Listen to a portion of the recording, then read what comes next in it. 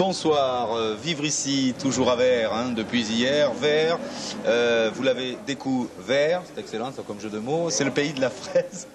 Non, c'est le pays de la fraise. Bon, c'est le Périgord central. Alors, nous nous trouvons ce soir, aujourd'hui, au cadran, ce qu'on appelle le cadran, en termes sigle, si j'ose dire, c'est la SOCAV.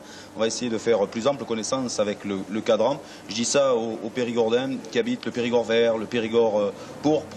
Bref, ceux qui peut-être ne connaissent pas forcément ce cadran. Alors, à mes côtés, au café, le président du cadran, le président de la SOCAV, Marcel Tellier. J'ai également à mes côtés Marcel Le Gogui, qui est vice-président, et Evan Liébaud, avec lequel on évoquera un petit peu le marché libre dans le temps, le marché de la fraise, mais ça remonte à quelques années. Marcel, le cadran, si l'on pouvait faire une petite carte d'identité de ce qu'est ce cadran. Expliquez-nous, la SOCAV. La SOCAV, d'abord le mot SOCAV veut dire Société coopérative agricole de Vers. Hein. Bon, il est facile à deviner que si nous sommes en société coopérative, c'est tout notre intérêt. Mais en réalité, nous fonctionnons pas comme les coopératives classiques, nous fonctionnons avec un marché aux enchères. Et ce n'est pas tout à fait comme l'enchère que beaucoup connaissent au poisson, par exemple. La criée. Hein, la criée, oui. Mais ça y ressemble étrangement, si ce n'est que ici nous fonctionnons avec un appareil mécanique, en quelque sorte, hein, qui nous démarrons donc par un prix maximum et sur lequel nous avons fixé un prix minimum. Hein, et donc ce qu'on appelle quelquefois la pendule descend. On peut imaginer un compteur à essence qui tournerait à l'envers, hein, c'est-à-dire qu'on part d'un prix haut vers le prix bas, et nous avons donc en face de nous des négociants qui sont à un pupitre et ils sont dotés d'un bouton qui permet, ce bouton permet d'arrêter le cours de cette bécane, justement au cours qui l'intéresse. Bon, ce qui fait que, bien sûr, ce qui rend ce marché intéressant, c'est d'avoir donc un très grand nombre de négociants, de façon qu'il y ait concurrence, qu'il y ait une certaine animosité entre négociants. Bien. On a pu voir ce matin, on a un petit peu vu comment se passait une journée du cadran de Vers. Ça représente combien de personnes qui viennent régulièrement chaque matin apporter leurs fraises, puis qui participent ensuite, alors on ne va pas dire à la criée, mais aux enchères? Bon, au point de vue d'adhérents, nous avons 230 adhérents à l'heure actuelle.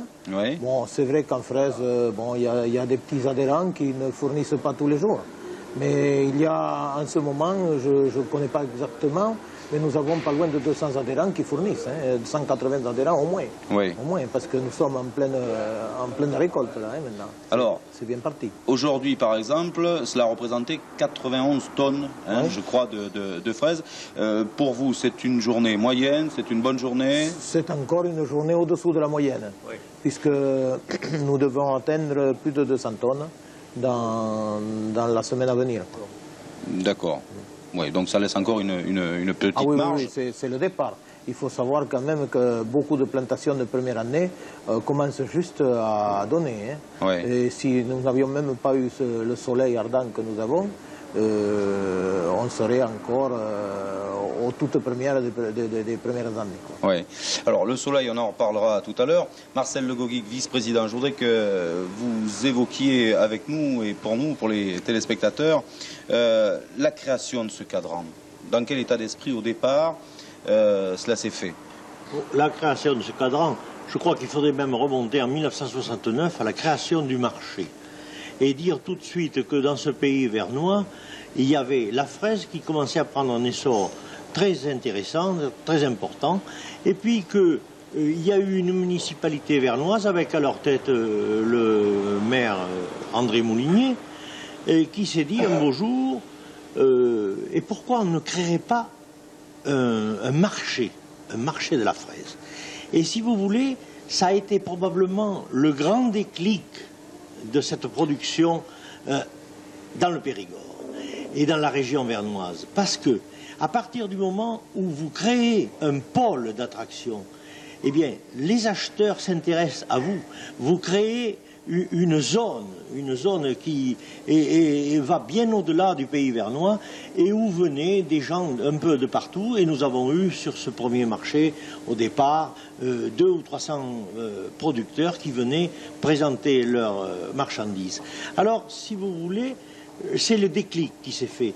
Et puis petit à petit, ça a fait son chemin. Ça a duré comme ça une dizaine d'années. Et cette fraise était vendue aux négociants régionaux et locaux, au commerce vernois souvent, qui étaient bien implantés dans la région et qui avaient une sorte de quasi-monopole, si on peut ainsi dire. Mais comme chaque chose risque de s'essouffler, chaque pratique risque de s'essouffler un petit peu au fil des ans, le marché de gré à gré ne représentait plus exactement, si vous voulez, ce que nous recherchions. Alors, qu'est-ce que nous recherchions? Eh bien, ce n'est pas difficile, c'était de pouvoir arriver à présenter une marchandise à tous les acheteurs de la même façon, que tous les acheteurs soient mis sur une case départ.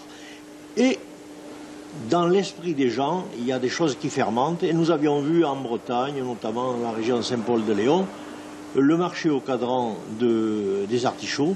Alors on a essayé de faire la même chose, de copier sur eux, et on est arrivé à faire le marché au cadran, la vente aux enchères des fraises à verre. Alors ça n'a pas été non plus sans mal, mais vous savez, quelquefois les accouchements ne se font pas toujours dans la facilité. Et en 1980, on a créé le marché au cadran. Alors voilà ce marché au cadran qui se met en place, voilà ce marché au cadran qui s'installe, et petit à petit, ça prend forme, mais ça continue à consolider l'entité vernoise de la région du Périgord central, l'entité et la réputation de la fraise qui va au-delà des frontières de notre pays, et on s'aperçoit que le Périgord devient une région vraiment de production. Il y croit, Marcel, c'est bien. Hein. Evan Liébaud, vous avez connu, vous, l'époque du marché libre, ce qu'on appelait le marché libre de la fraise. Aujourd'hui, c'est vrai, il y a un cadran aux normes européennes, comme vient de le dire Marcel.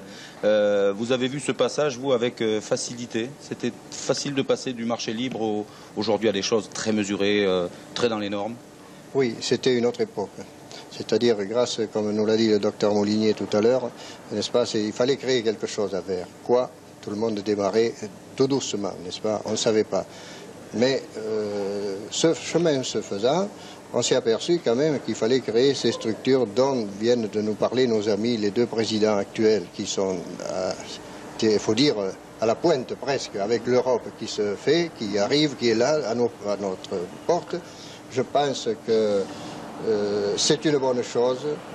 Et moi, personnellement, déjà, comme un vieux, et un très vieux bientôt, puisque ça vous fait sourire, hein, mais j'ai bon espoir, je suis optimiste, et je pense que c'était la solution.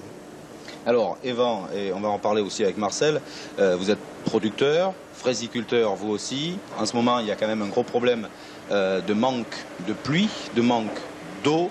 Où en est-on? Est-ce que ça va vraiment être dangereux pour la fraise? Mais évidemment, bien sûr, le soleil darde, comme vous savez, là, des 30-32 degrés. L'eau, je pense que dans les régions, les gens en sont conscients. Ils économisent au maximum. On emploie le goutte à goutte. On donne en homéopathie, comme on dit, n'est-ce pas, un petit peu pour survenir. Mais enfin, il ne faudrait pas que ça dure trop longtemps, parce que si une semaine, ça fera mal. Hein. Marcel Théier, président donc du cadran, ce problème de l'eau par rapport à la fraise, c'est vrai que c'est primordial. Est-ce que vous avez aujourd'hui des solutions éventuelles à ce manque d'eau? Il faut vraiment faire appel au public, ne gaspillez pas, faites attention? C'est la seule chose qu'on peut faire, souhaiter que les gens soient économes, qu'ils sachent, comme dit mon ami Liébaud, à dose homéopathique, se servir de la réserve qu'ils ont, Mais ou alors faut-il prier quelque chose pour qu'on puisse avoir un radoucissement ces jours-ci, parce que à l'heure actuelle, des températures telles comme nous avons risquent de nous compromettre sérieusement la saison. Oui. Ben, c'est pas fichu pour le moment. Hein? Il ne faut pas quand même crier alarme. Mais en fait, c'est quand même grave parce que ça mûrit tout d'un coup, les gens ne sont pas préparés. Et je pense qu'on a surabondance sur le marché. On commence à voir des fraises qui commencent à avoir un aspect un peu trop mûr. Et nous ne sommes pas arrivés dans le plein de récolte encore. Bon, l'avenir du cadran n'est pas remis en cause pour l'instant. Pour le moment, pas question, on garde le moral. Pas question de pleurer. Bon, d'accord. Merci à vous, Marcel et Evan. Voilà, c'est un petit flash comme ça sur le cadran à verre. On se retrouve toujours.